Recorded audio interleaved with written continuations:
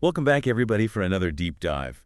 Today, we're going to be tackling standardized testing, but we're looking at it from a really unique angle this time. We have a first-hand account from Jaime Hoerricks, who is a level 2 autistic individual and also a Gestalt Language Processor, or a GLP. They're navigating this standardized testing system right now, and their experience is really fascinating. Yeah. I think Jimi's story really makes you question some of the basic assumptions we have about learning and testing. Okay, so before we get into Mhm. challenges, GLP was a new term for me. Could you break down what that means Hmm. and how GLPs learn differently? Sure. A lot of people haven't heard of this way of processing language. Basically, a GLP learns language holistically. They take in whole phrases and scripts. Rather than breaking down words into parts, it's kind of like if you think about learning a song, a GLP would hear the whole melody first and then gradually figure out the notes. Whereas someone who learns analytically, they would learn note by note until they built up to the whole melody.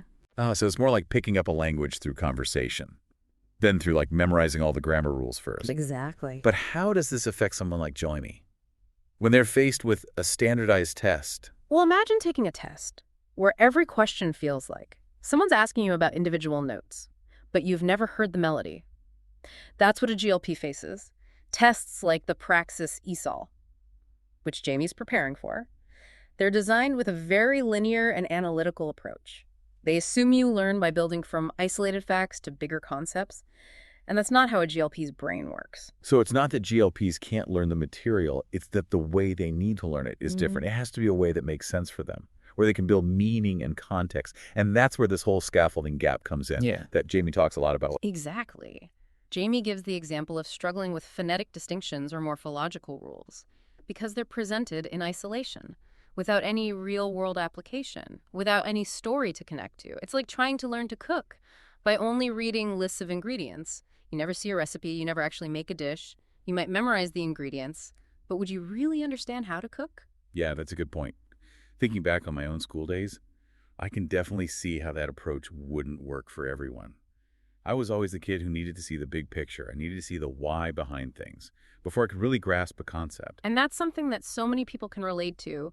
But for GLPs, this need for context, it's even more important because their brains are wired for this holistic learning. So when they face a standardized test and the test strips away all meaning and context, it becomes incredibly difficult for them to access the information, even if they do know it. And on top of that, Jaime describes this intense anxiety that they feel when they have to face these unpredictable situations, like standardized tests.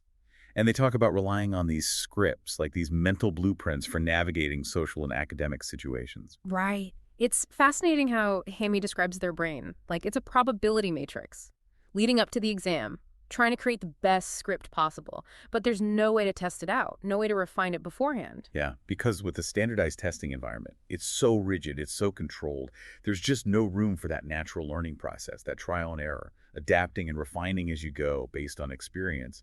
It's like being told to perform a play, but you can't rehearse, and you don't even know your lines. It makes sense that GLPs experience such high anxiety in these situations. Their entire way of processing information relies on these scripts, these frameworks for understanding the world. And when those frameworks are disrupted, it's incredibly disorienting and stressful. And it's not just the unpredictability, the exam environment itself can be a huge source of stress for GLPs. Yeah. Jamie talks about the exam room like it's almost an assault on the senses. Exactly. So you're surrounded by the ticking of a clock, the rustle of papers, the fluorescent lighting, and you're trying to concentrate on this test. That already feels so foreign to your way of thinking. For someone with sensory processing sensitivity, like many autistic people have, this environment is overwhelming. Wow. I never really thought about it like that. All those little things, Yeah. like the lighting or the clock ticking, they could become major distractions Yeah. if you're already anxious Yeah, and struggling to process the information. for sure. And for GLPs who are trying to access their knowledge in a way that works for them, these environmental factors just make it that much harder. Yeah, it's like, asking someone to solve a complex puzzle while they're riding a roller coaster in a wind tunnel. Yeah, that's a good analogy. So the testing environment itself can actually create barriers to success.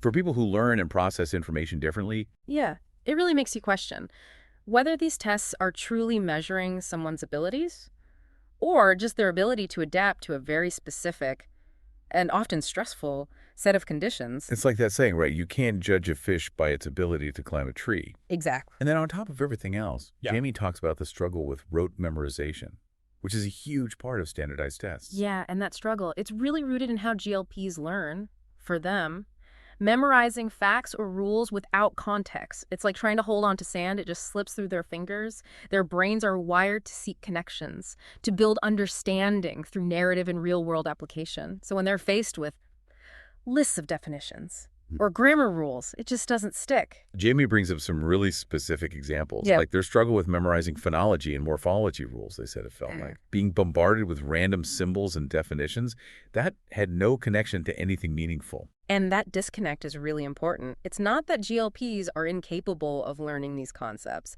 It's that the way they're presented and assessed doesn't work for them. It's like trying to fit a square peg into a round hole. So what would a more GLP-friendly approach look like? Because Jaime does offer some ideas about this. Yeah, definitely. Instead of those multiple choice questions that demand you to recall memorized facts, Jaime talks about creating an environment where GLPs can demonstrate their knowledge in a more natural and authentic way.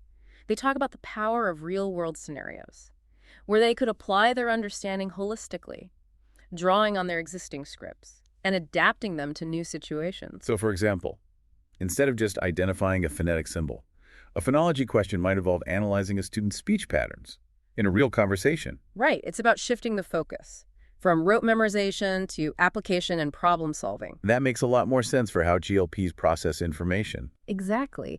And beyond the content of the test itself, Jaime also imagines a more sensory-friendly environment.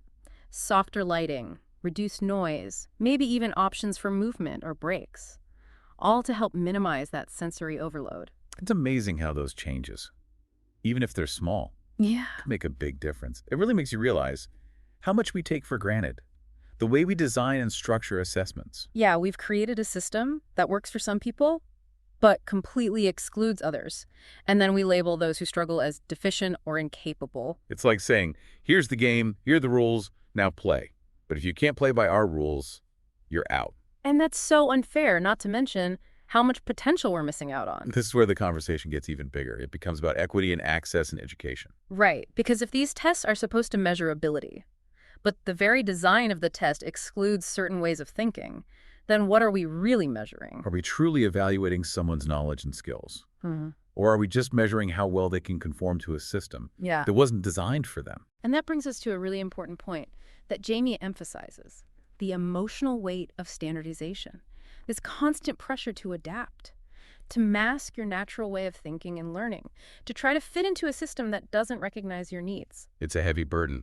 It's like having to constantly translate your thoughts and your learning process into a language that the system understands. And all while you're trying to keep up with everyone else. It's exhausting. Jaime talks about feeling invisible, like their struggles are a personal failing, rather than a reflection of the system's limitations, they said. It's like being told you're speaking a foreign language when you're actually fluent in your own. It's just that your language isn't recognized or valued by the dominant system. Yeah, that's a powerful way to put it. It really captures that feeling of being misunderstood, estimated. And it highlights the fact that this is a systemic problem. It's not just about individual challenges or accommodations. It's about a fundamental mismatch between how GLPs learn and how the education system assesses learning. And that mismatch has real consequences. It can limit access to opportunities, to certain professions, to support services. It's a system that can create and perpetuate inequality. Yeah, and it can reinforce existing power structures. Yeah? All under the guise of objective measurement. So how do we even begin to address this? It's clear from Jaime's story that just making individual accommodations isn't enough. Right. We need to think bigger. We need systemic change. We need to challenge the assumptions of the system itself. Like, what if instead of forcing everyone into the same mold, we created a system that was more flexible, a system that recognized and valued different ways of thinking and learning? It's like that saying, if all you have is a hammer, everything looks like a nail. We've been so focused on standardized testing as the only way to measure things that we've forgotten that not everything is a nail. Yeah, and Jaime's vision for GLP-friendly assessment, it shows what that kind of systemic shift could look like. It's not about lowering standards or making things easier. It's about reimagining what assessment could be. If we truly valued cognitive diversity. Imagine a world where exams, didn't just measure how well you could memorize facts, but how you applied those facts, how creatively you could problem solve, how well you could communicate your ideas. Right, it's about shifting the focus from just measuring what you know to evaluating how you think. Yeah, and I think that would benefit everyone, not just GLPs. When we make systems that are more inclusive and equitable, everyone has a chance to succeed. Definitely. Jamie's story shows that we need to move beyond just talking about neurodiversity. We need to take action. We need to create systems that truly embrace different ways of thinking. It's not just about being tolerant, it's about recognizing the value that these differences bring. So wrapping up this deep dive, I think the biggest takeaway for me is that standardized testing as it is now isn't a neutral measure of ability. It often disadvantages people who think and learn differently, and that needs to change. I agree. And the question Jamie leaves us with is a really important one. What happens when a test excludes certain ways of thinking? We lose out on so much talent and creativity, so much potential. We need to challenge those assumptions. We need to advocate for more inclusive systems, and we need to celebrate the diversity of minds in our world. Thanks for joining us on this deep dive, everyone. We hope it's given you something to think about, and maybe even inspired you to take action